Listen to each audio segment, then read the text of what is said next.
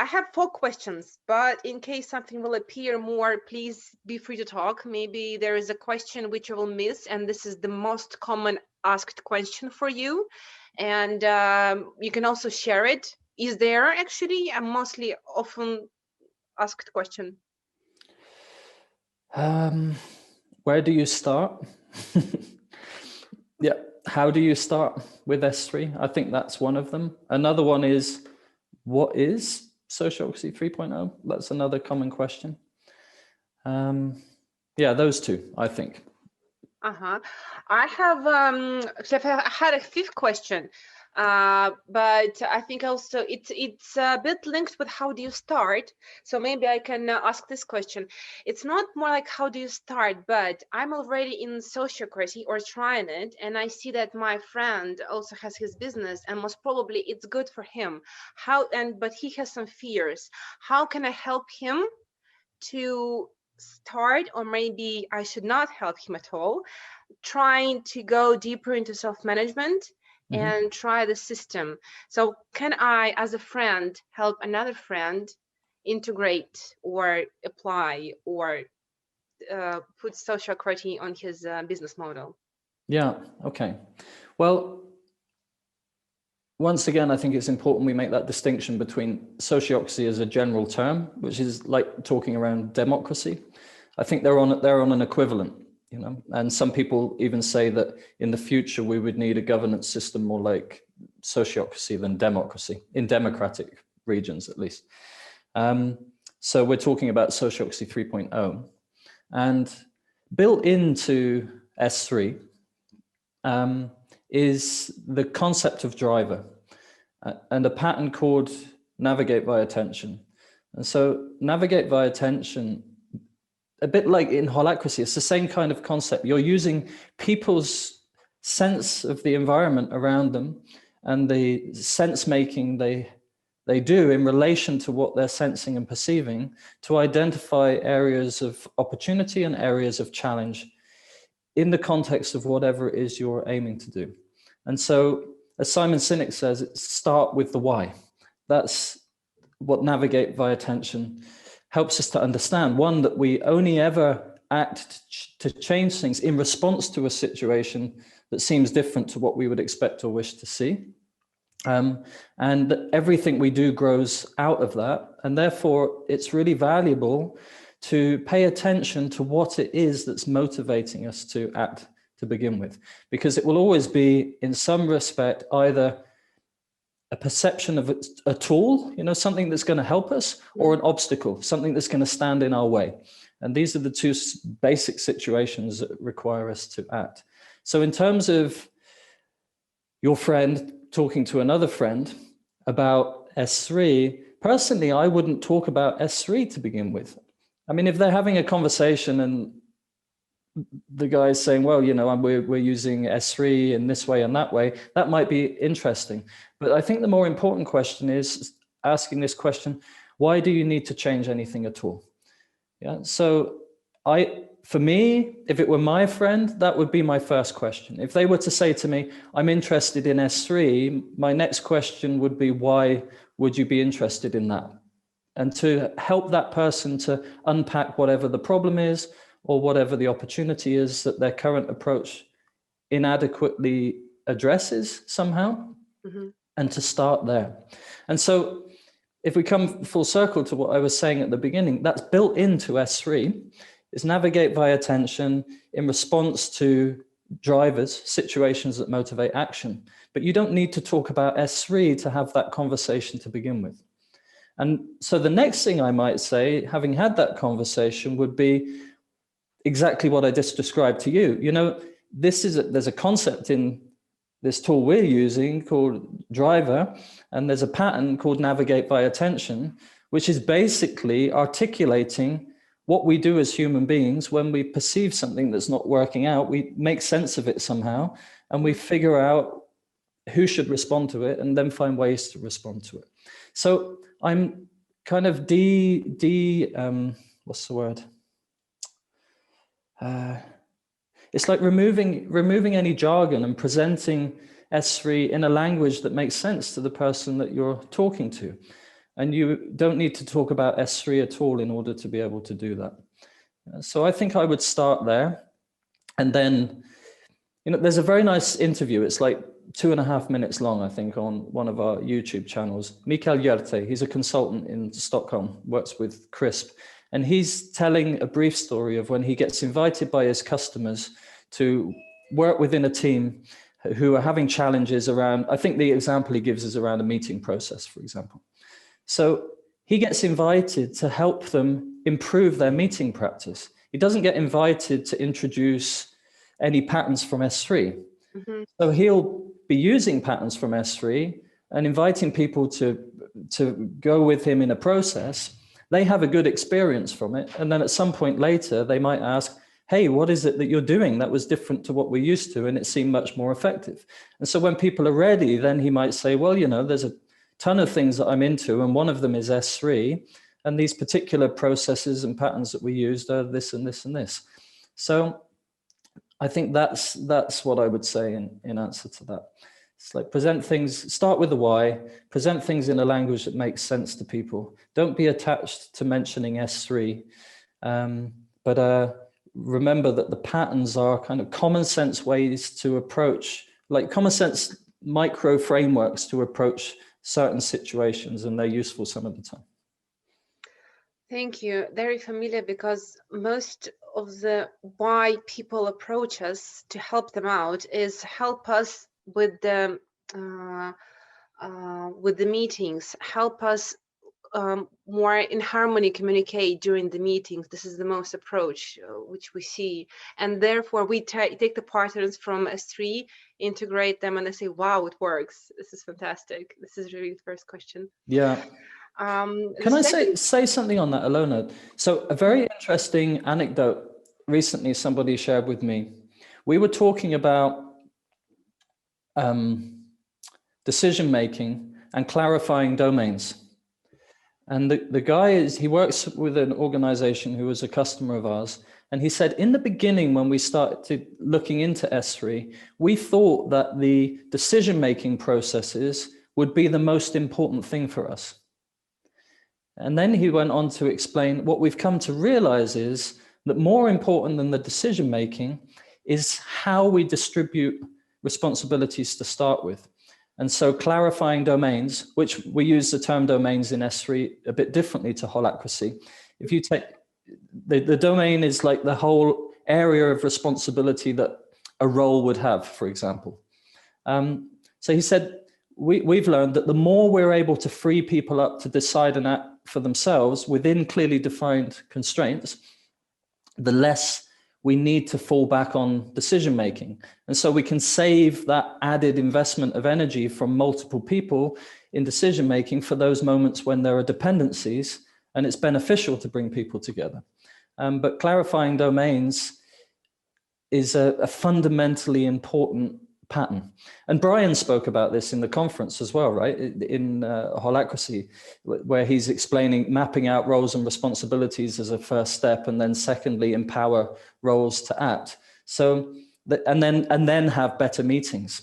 And I think that's a meta pattern that we do well to recognize, because sometimes people might think it's necessary to invest more in improving the meeting process, when part of the reason the meeting is dysfunctional is because were you to rearrange things, you wouldn't need to have that meeting at all. Mm-hmm. Yeah. Okay. Mm-hmm. Thank you. Brian had a question at the conference, actually, and it sounded like, what's the difference between S3 and holacracy? Can you reply on this question? Yeah, sure. So I heard that question. Victoria asked him. And the way he answered interested me, because to begin with, he spoke specifically to the question of S3 and holacracy, but then he brought in the generic term of sociocracy, and then he ballparked his conclusions around sociocracy in general and stopped talking about S3. And I thought that was unfortunate, because it obscured a nuance. And the nuance is that S3 is designed specifically to free people up as much as possible to act and decide for themselves. And to, just as I explained just now, to leave as much energy as possible for those times when dependencies exist and it's really necessary for people to come together and have some kind of collaborative process. Whereas other interpretations of sociocracy based around the sociocratic circle method very much tend to lean in the direction that Brian was warning against, which is collaborative decision-making around all kind of significant decisions. And that's an unfortunate and quite egalitarian interpretation of how you would apply the decision-making processes in general. And the last thing I would say, if you go back to the norms, which were written by the Sociocracy group through the 70s, 80s, and 90s, so that's like the kind of formal documentation of, it's like the equivalence of the Constitution, I guess you could say, in holacracy. They were much more clear, actually, around the importance of freeing people up to decide and act. And where consent decision-making came in originally was in the team. You know, so this concept of circle was first created by Gerard Endenberg. And he argued that there was value in a team where people were affected by decisions, that those people were able to make or influence those decisions, on the basis of clear arguments why. And so the idea was to shift from a managed team to a self-governing team, where you can still have a manager, or in the Sociocratic circle method speak, you would have an operational leader. But when it came to governance decisions that fell within the domain of the circle, those would be made collaboratively. And the argument was, you would not only harness the benefit of the wisdom and experience of the leader, but you would also harness the wisdom and experience of everyone else in the team as well. So it wasn't that you kind of flattened the hierarchy in decision-making and you enriched the results you got from the decision-making because you had these different players within the team bringing their different perspectives and ideas. So I, as Brian did, I rail against more kind of consensus-orientated, egalitarian, unanimous decision-making kind of flavor that we see present sometimes in people's interpretation of consent decision-making, and to the point where people feel anxious to make any decisions for themselves at all. But Brian's explanation of the strength of holacracy, freeing people up, I think holacracy goes further than S3, and I think it's a mistake. I think it preferences the individual, actually, to a degree that's potentially problematic. But besides that, S3 is designed to do exactly the same thing. Free people up just to get on with stuff as much as possible, clarify areas of responsibility, and save your precious life energy for those moments when you need to talk with others to engage in some kind of collaborative process. Thank you. I was annoyed. I was annoyed because it's a problem with choosing to call what we developed Sociocracy 3.0. But we did that because we wanted people to recognize that there's a 170-year history behind what we're doing. This was one of my grumbles around Brian with holacracy, because he kind of mentioned the Sociocratic circle method, but really covered the path. You know, it wasn't very clear how much that had influenced the evolution of holacracy. But the problem with including sociocracy in your name is that then people start confusing the Sociocratic circle method with S3 and with sociocracy in general as a kind of concept for government, which is what it originally was. I see. Yes, I understand. Yeah. Going back to S3, one of the questions which we do hear quite often when the companies are not fully ready to go to S3 or to any common system is that they say that, well, we're doing business to make money. This is what we generate. We generate profit. And we have a fear that when we start focusing on communication, on people, on leaders, we might lose the focus on profit. And we have this fear because we need the profit to feed the families of our employees. And is there maybe an advice for those people, or can you comment on this? Because there's a fear of losing profit, because there's a fear of putting the focus on something that does not initially give profit, yes, because they don't see that it might give profit. I think this is a common question from a lot of companies who are afraid to start something new, which is not common in their country, common in their society, common in the people who we didn't grow up with this, because they're afraid to lose profit. Do you have an answer to this? Yeah, I do.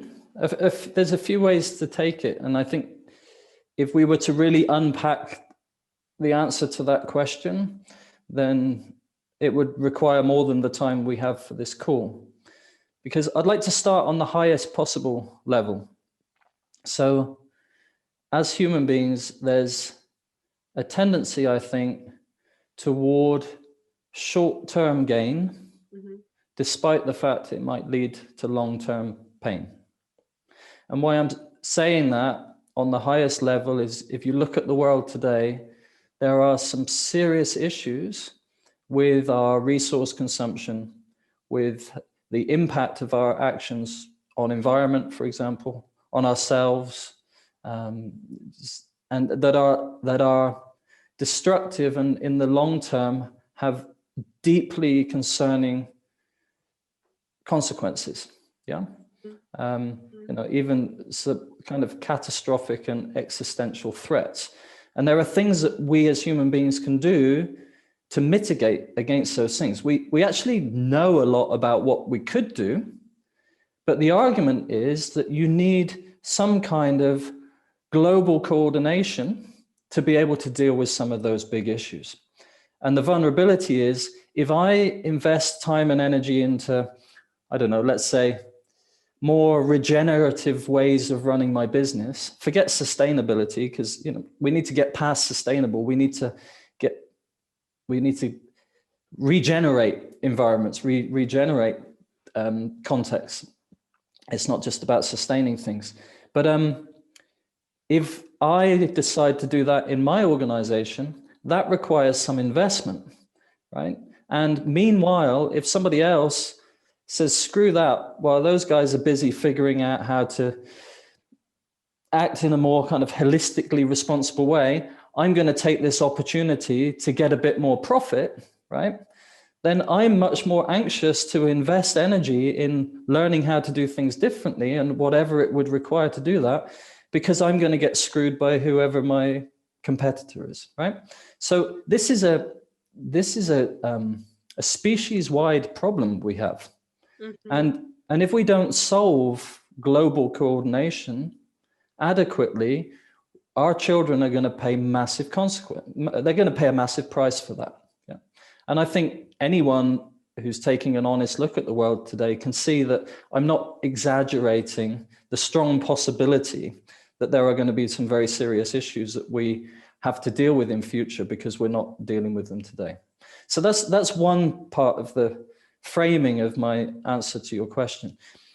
You can localize that as well, right? So if you come just into an organizational context instead of a global context, you look at self-management, right? What does it require to decentralize power to influence through the system in a way that most enables that community of people to achieve what it is that they say they want to do together, right? So we've got a traditional approach to managing a system like that and handling that global coordination through the system, through a management hierarchy. But as complexity increases, it becomes harder and harder because you can't manage complexity in a centralized way. You can only support the evolution of better ways within the organization to be able to navigate. And you also need a more kind of educated populace of people throughout the organization, because if you're going to decentralize authority to influence, those people better be able to handle that decision making in an effective way, both locally and globally throughout the system. Okay, so without appreciating the need for decentralizing authority to influence and appreciating the need to invest in learning everybody, then it doesn't make so much sense to proceed down that road too far, because it's likely to lead to ineffectiveness in the system, because you haven't installed a better way to manage the system than the old way of doing it, right? So this is a second kind of problem, and it's a second part of framing my answer to you. Let me see if I can articulate what the third problem was at the moment. So just give me a moment. I need to come back to it. I think I need to just back up, Alona, and double back on the question. So it was when there's vulnerability and anxiety around moving toward self-management. Okay. The third component is the human component. So there is adequate research in the world that shows that over the long term, engagement of people in organizations is fundamentally important for that organization to achieve its greatest potential for profitability. Because when people are meaningfully engaged in what they're doing, they go beyond the call of duty and they're willing to give more of their all. And so that organization will inevitably benefit from having people who want to be there, who have a sense of ownership over what's happening, are able to influence in ways that are meaningful and contribute their best in that system. But once again, in order to pivot in that direction from a more traditional management hierarchy, you need that investment into helping people learn how to do that in a good way. This is one of the arguments Brian gives for holacracy, right? He says, if you want to try and figure out self-management for yourself, it's really hard, and it's, there's many false paths and it's difficult, and here's holacracy, ka-ching, it's like, it's off the shelf. You can just install the whole thing into your system, teach people the rules, and it's going to help you to have a good start, and there'll still be many things you need to figure out, but it's putting in place some constraints. And I agree with him in that respect. I think that can be a way to make that pivot. And what holacracy requires is training people about the rules, right? They need to learn how to do it differently, so that it doesn't all become a chaotic kind of mess, right? So coming back to profitability, if you're looking at your quarterly returns, then you're not going to see much attractive about moving towards more self-management, because you might be just needing to reach your targets for the next 3 months. And so the idea of investing in something that's going to require people's time, because it takes time for people to learn, investing in something that means that to begin with, people will try doing things differently, and they're going to make mistakes, and it's going to be clunky, and there's going to be misunderstandings, and that's all going to be waste, in the short term. Unless you appreciate the longer term benefits of an investment in developing a more decentralized way to coordinate, because in the long term, it's going to make you more effective, then it's very hard to see the arguments why you would do that in the short term. And so I think, there's this meta meme of focus on short-term gain, and kick the can down the road and leave our kids to clear up the mess, somehow.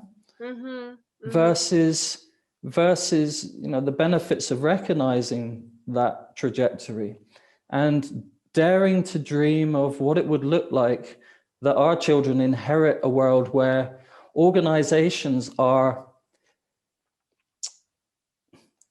intentional, willing communities of people working together towards common goals, because that's what lights their fire and gets them out of bed in the morning, and that's what they're passionate about, and they care deeply about it, and they're committed to that, and are willing to give their best in service of that. That will lead to so much more care in the world, so much more willingness to take responsibility for things, and in the long term can only lead to far more effective organizations than we have today. But it requires that investment in the short term, which is going to cost. And I think this is a lot of the reason why we see this problem. And that concerns me, because it's not just a local problem, it's a global problem. And I think these are important questions for leaders in organizations to be asking, around, do they want to kind of redirect the growing trend that most companies last much less time today than they used to 20 or 30 years ago, for example? Do they really want to invest in the resilience of organizations over the longer term? Because if they do, then you have to kind of get past this prioritizing of short-term gain and start looking at the long-term pain you're likely to experience through continuing doing things the way you do. Mm-hmm. I hope I managed to answer that in some way. It's not an easy question for me to answer, but very deep. Very deep. Thank you. We have a question about the leader actually in S3. Just a second.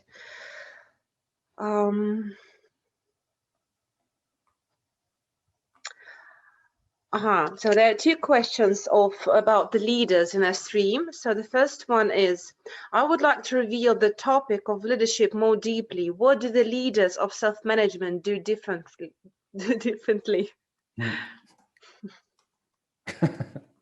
Okay.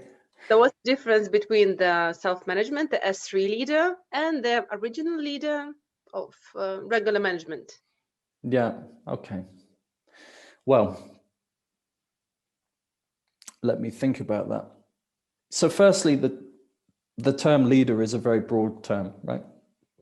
So in some way, all of us lead in some respects. And I like to replace the word leadership with influence. So all of us have the potential to create impact in the world somehow. And so in the context of an organization, essentially what we're doing is distributing power to influence through the system. So, and that frees people up to lead in particular areas in particular ways. And that can include also influencing other people. And there can be social contracts within the organization that says, when you tell me to do X, and I will do X, for example.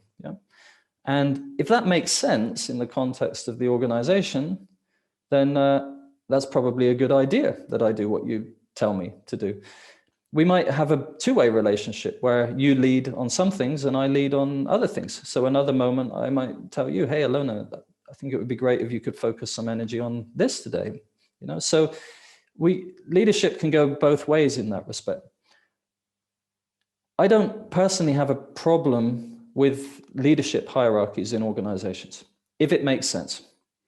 So people who take responsibility for kind of higher level, big picture domains within the system, and that they make decisions either themselves or with others that then influence many within that. I think that's perfectly legitimate when there's a clear driver for doing so. The massive difference, I think, that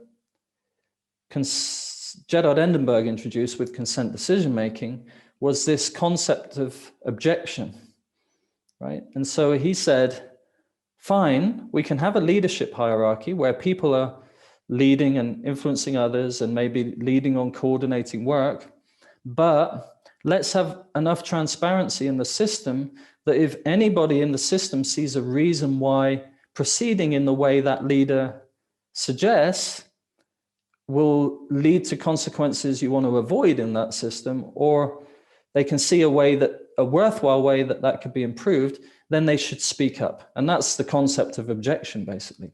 And what that does is let's stay with the traditional management hierarchy, for example. If you introduce objections into the system and you're playing the game of consent, which from an S3 point of view, we mean raise, seek out, and resolve objections to decisions and actions.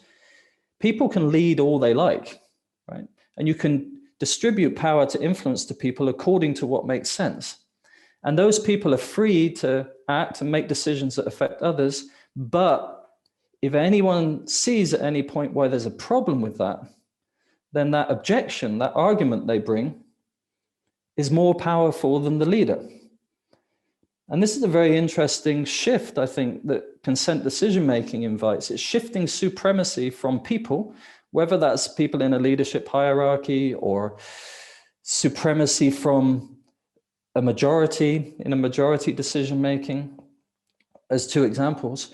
It shifts supremacy to an argument that can demonstrate why that particular decision leads in a way we wouldn't want it to, or an argument that demonstrates how to improve it. And so classic sociocracy, the sociocratic circle method, has a pattern called operational leader, right? In Gerard's context, that was an engineering company. It's a more kind of complicated environment in some respects, and it made sense to have a functional leadership hierarchy for coordination of work through the system. But objections reigned supreme over that hierarchy of functional leaders. Yeah. And then decision-making was distributed through the system into circles. To come to S3, so when Bernard and I first started looking at pulling together what became S3, we had a conversation about leadership and what do we have a pattern called leader in S3? And actually, if you read the practical guide, you'll see we talk about influence. We don't talk about leadership, and we talk about distributing influence through systems. So we decided not to have a pattern called leader. We decided we would just have a pattern called role, and we would have a pattern called clarify and develop domains.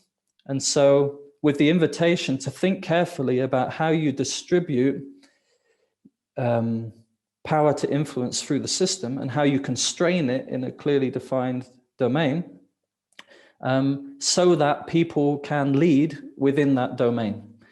And then you add the safety mechanism of objection. So you're opening the system to receive any information from anywhere when someone perceives some kind of decision or some kind of activity or proposal of a decision that is problematic somehow. You're going to get that insight into the consciousness of the system and to those people who are leading there, yeah, so that they can integrate that wisdom and evolve their decision or their current activity on the basis of it.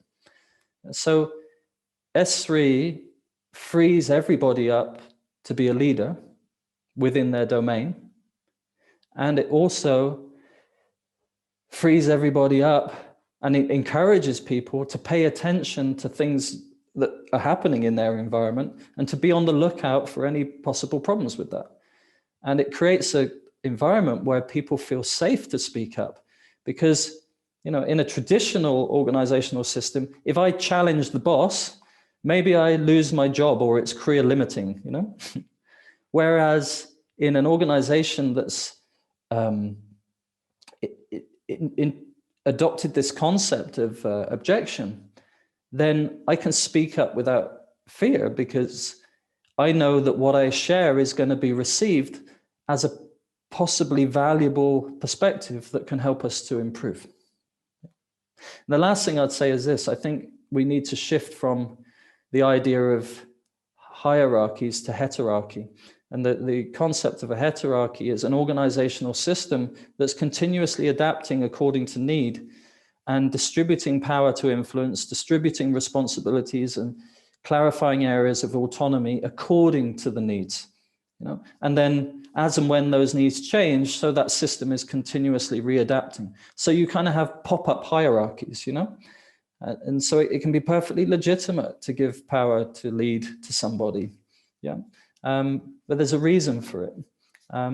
So you're always leading with the why, and there's always a way to change things if it turns out that that particular the decisions or the activities associated with that leadership prove to be problematic somehow, leading to consequences you'd rather avoid, or that there are ways to improve. Thank you. And so there's also a question, it's a bit linked with what you just said, with your answer. It sounds like, I am in doubt about the idea of giving up power. What is personal motivation for those who have already power to give up that power? Mm-hmm. Did you ever have this chance to talk with people? Yeah, well, in the S3 online learning community this month, our theme is power. So that's what we're exploring. Again, let's start by clarifying that. So power is like I gave the example the other day of the battery in my preamp here. I've got a rechargeable AA battery. So that battery, if I don't use it, the power remains in the battery for a long time. Maybe it leaks away over time. So power is, it's just it's like energy can't be created or destroyed. It's just there. And as human beings, we are able to exercise power to influence the world somehow. Okay. On the other side of power is vulnerability. And vulnerability is our susceptibility to be influenced, right? Mm-hmm. So in the world, we are playing the game of influence and being influenced, And some people are more comfortable to influence than be influenced. And some people are more, maybe not comfortable, but willing to be influenced rather than to dare to influence. Okay. And there's lots of reasons for that, but a lot of it goes back to our childhoods and our early experiences and the environments we grew up in. Because if we were taught that it was better to have power and to influence than to be influenced, and in fact, we experienced situations where being influenced by others didn't turn out to be very good for us, because our well-being was threatened in some way, then we might even choose to pursue power over being vulnerable wherever possible. And then there's other people whose early experiences teach them that if they try to challenge things and influence things, then it's going to turn out worse for them. And so you have the people who tend to identify more with vulnerability and become victims in the world, and they're just susceptible to what's kind of happening around them. So we've got these kind of power vulnerability dynamics playing out in human systems, and we've got people who preference one over the other and vice versa. When you're willing to exercise power in the world, then you're able to influence the world around you, and that feels pretty good because that's fundamental to our sense of well-being. And when you're anxious to exercise power in the world, or when you're in a situation where you can't, that feels pretty terrible, because on some deep instinctual level, we know that exercising power to influence is important for our well-being. And so we live in a state of continuous threat instead, feeling threatened somehow and feeling vulnerable and susceptible to whatever might happen around us. So whoever this person is who's saying, well, I'm anxious to give up power, the first question, not to ask them, but to have in mind is, I wonder what your story is around power and how your life journey that led you into a position where you're willing to take power today and where you're anxious to let go of it. Because is it that they're anxious to let go of it because they have a deep sense of responsibility for the organization, and they truly believe that their influence in the organization, in the way that they exercise it right now, is best for the organization? And when they consider letting go of some of that, their deepest concern is those really important things that need taken care of in this organization won't be taken care of anymore. And that will be bad for this organization. And I'm going to die for this organization and its well-being. And I'm not going to let something come in and destroy everything that I'm so deeply committed to. Okay, that's like the honorable insistence on maintaining power. It might not be true, right? That maintaining power will lead to this, but at least you can say they're in integrity, and that's a pretty core perspective, even though it might not be entirely right.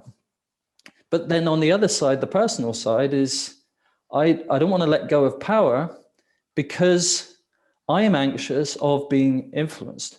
And I've spent my whole life investing in setting myself up in a place where I have the influence and others don't. I'm high up on the stack. And the idea of opening myself to be influenced by others is reactivating some early childhood traumas and anxieties that I have. And I don't even know about those because I don't even want to consciously acknowledge that that's the fact. And therefore, I'm not even going to engage in a conversation around this. And I can't, because to engage in that conversation is to make myself vulnerable. It's to kind of open to the possibility there's something I don't know about out there, and there's something I don't know about in here as well. So you've got these two kind of poles, right? On the one end is like the intention to exercise power in an organization because it's fundamentally valuable for the organization to influence things in this way, and wanting to protect that somehow. It's like a radical conservatism, right? And then on the other end is the personal, which is much more difficult to quantify sometimes, which is around people's personal relationship to power and why they happen to be an individual who has gone through life in a way where they have managed to amass a lot of opportunity to influence, and they're reluctant to let that go. Yeah. Mm-hmm. So that's something that's on my mind when I talk to leaders. I'm not having that conversation with them, and I'm not kind of psychoanalyzing them on the spot, but I'm just mindful of the fact there's very good reasons why people often in their very early lives opted to avoid vulnerability and to try to maximize their potential to influence as much as possible. And that kind of egoic construct can be very detrimental in organizational systems, because it leads to the kind of hegemon who seeks to maintain power at all cost, regardless of whether or not that's in the interest of the overall integrity of the system. And at its far reaches, you have sociopathy, psychopathy, where someone is just not able to be vulnerable somehow. Yeah. The other thing, maybe just to mention, I keep this more brief, but we have to have conversations about power in organizations. Fundamentally, it's about how are we going to use our limited time, energy, and resources to achieve what it is we say we want to achieve together. They're limited, our time is limited. What we have available to achieve things is limited, and the energy we have available to do things is limited as well. So we can exercise power in ways that are more profitable, more valuable, more useful, or more wasteful somehow. And so if you're in an organization where overall the total energy and investment that goes into the system leads to kind of suboptimal output from the system, then you have to say, how can we optimize the system somehow? How can we optimize to use the power we have available in ways that achieve better results? And arguably in any organizational system that's dealing with complexity, part of the answer to that has to be in distributing power to influence throughout that system in ways that enable overall those people to create more value than they're currently able to achieve in a more centralized way. And that's not about getting rid of centralized coordination. Yeah, I'm not arguing that you should just throw that away.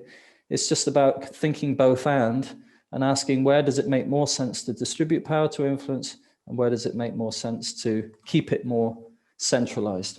And if you add in clarifying domains, if you add in the idea of everything's an experiment, so you can iterate and evolve things based on what you learn, if you add in the idea of starting with your area of greatest need, don't change everything, but start somewhere where it makes sense to change things, because the people who have authority to influence there already know that it's suboptimal and it would be worthwhile to try something new.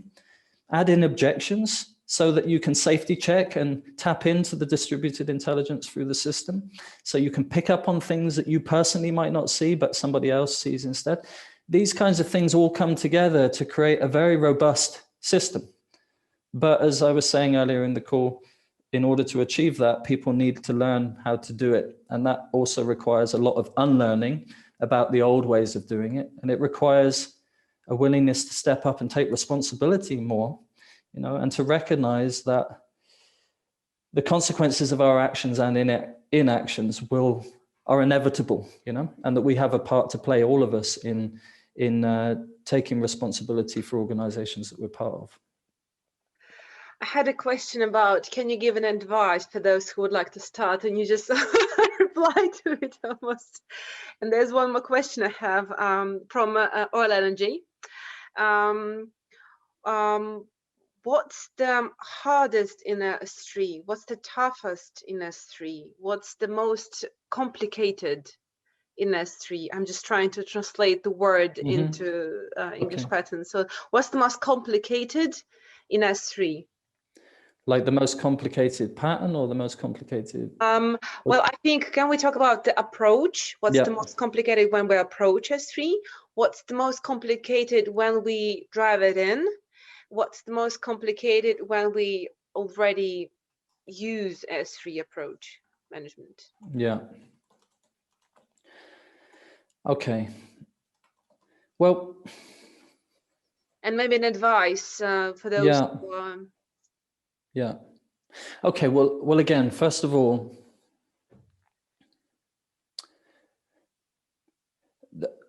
in one way, what I'm about to say diminishes S3, and so I'm going to come back and then contradict slightly what I say. But in the first instance, there's one of the things that's toughest is helping people get past this idea that S3 is something that you do, right? It's like holacracy is something that you do. The sociocratic circle method is something that you do. We're using the sociocratic circle method. We're using holacracy. Yeah, this would be a legitimate way to describe that.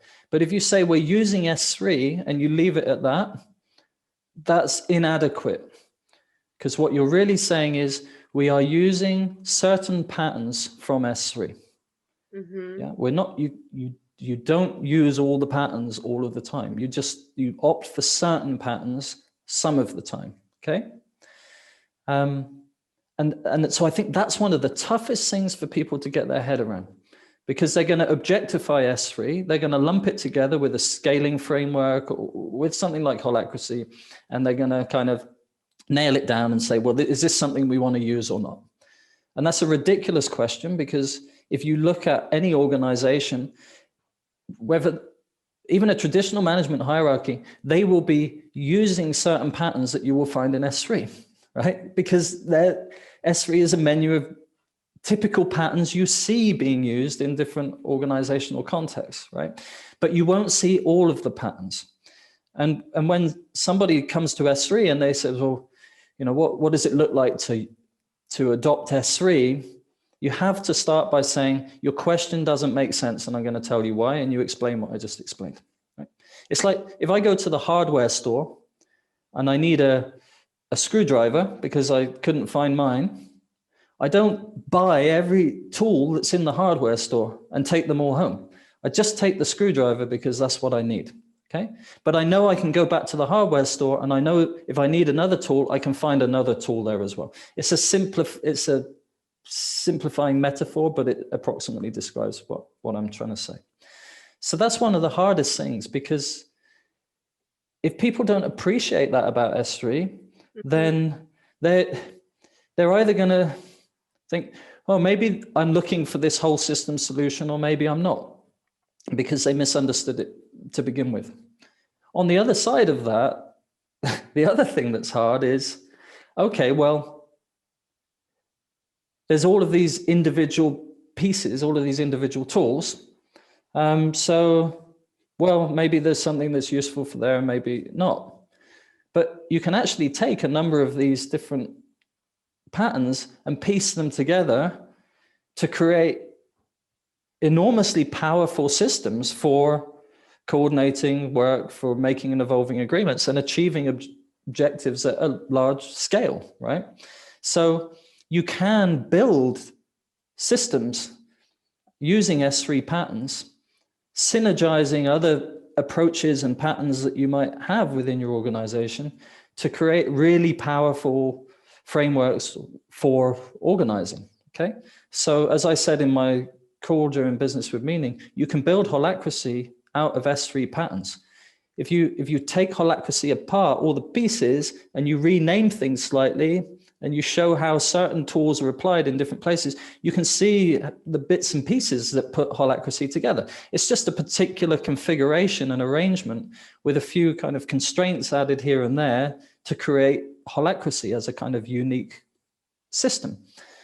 You could create something that looked 90% like holacracy, but slightly different. You know, you could change a few things. You could introduce the principle of consent into holacracy instead of, what do they call it now? The safety check. I forget how they put it. Yeah, you can make small changes which would have a significant change in how that system plays out. So the other thing that's difficult then is for people to grasp the potential of pulling several of these different patterns together, in adopting the principles of S3 and using some of these concepts. Because there's not one particular picture that you can paint that's going to help people to grasp what that looks like, right? Because it's going to be nuanced and different in different cases. Yeah, so I think that's, well, we've learned that that's been one of the biggest challenges for people to recognize the value of S3. Because they're like, okay, well, there's almost too many options, so I won't choose any options and I'll go to something like holacracy instead, you know? And then maybe 3 years later, they say, well, we're post-holacracy now because, you know, that taught us some good things, but it didn't work out so well. And now we're kind of looking more at patterns from S3. That's an interesting evolutionary journey I've seen a lot of organizations go on, because they needed some kind of starting point, you know, and they chose holacracy for that. Later, they found limitations in it because it wasn't a total cultural fit, or there were certain aspects that were just, what would be the word? Well, there's many reasons, right? But one of them might be it just doesn't work for them, or it's overkill, you know, it's too process heavy or whatever. And then they look for something more lightweight and start to adapt things. But they arrive at that conclusion based on a learning journey that they had through adopting something like holacracy first. And my question always is, how can I present S3 to people in a way that helps to communicate the promise of it and help people to recognize just like the deep common sense in starting where you are, prioritize area of needs and taking an iterative approach. And at the same time, understanding the bigger picture of what it looks like to synergize different patterns from S3 to create a conscious, responsive, adaptive organism in the organization, harnessing the fuller potential of everybody that's involved, which is what S3 can achieve. It's what holacracy can achieve to a point, I think, as well. So. And talking about the advice, can you give like 3 short advices to those who want to start and they just need, you know, a really wise advice from James? How to? Well, have a good reason. Yeah, be sure that what you're currently doing isn't good enough. Prioritize those reasons. So start somewhere. And ideally, have buy-in from the top. Have buy-in from the top, and even more ideally, start at the top. Right. So if you're a manager responsible for an organization somehow, then try these things out for yourself first. Where are you and your colleagues in your management team, or wherever that might be, struggling somehow to take care of things in the way that you would like to? And look to S3 to see if there's things that can help there. And experiment with patterns first for yourself. Because if, you know, you're overall responsible for the system right now. And therefore, you don't want to go investing into things that aren't going to help you to add value, and achieve things in a better way. And so I think if you have that buy-in from the top, and people who carry that overall responsibility for the organization see utility in it, then that's a really, really great place to start. And I'm not discouraging people in organizations who, from their perspective, looking up the system, think there's no way things are ever going to change, from considering patterns from S3, because there's many patterns that are going to help you have a much better day locally, wherever you are in the system. But there's the potential of a glass ceiling, where you're not going to get any further. And as I've seen tragically in some cases, there's the potential of leadership to come in and just kind of pivot things in a totally different way. And that can be disheartening. I think Brian's tried to achieve this with the Constitution in holacracy. In S3, we've got bylaws. But, in any case, you can have a Constitution, you can have bylaws, but still, if you have a new leadership come in, then they can turn things another way. So we need an educated public, but we also need an educated leadership. And we need to get past this kind of leader-follower worldview towards one where we recognize the necessity for coordination and collaboration across the system. And leadership starts to see itself more as, responsible for investing in the system so that everybody can find a better way to proceed. Yeah, like a facilitative and enabling function of leadership. Yeah, that distributes power to influence in the best possible way. Yeah, the influencer, not the leader in the influencer. I remember. I'll take this with me. James, thank you very much. This has been a super fantastic 1 hour with you discussion. I'm thrilled and excited. Thank you very much for this. I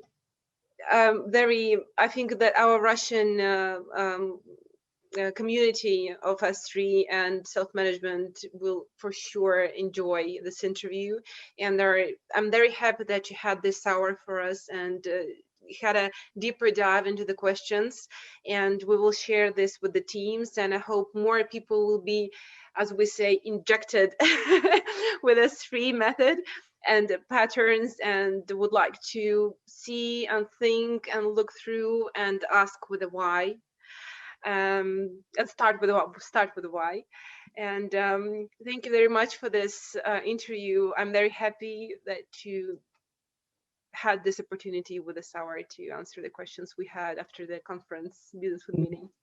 Me too, Alona, and thank you so much for giving me the time as well. And I enjoyed to be able to offer some responses to those questions that we weren't able to cover the other day. Yes, thank you. Okay.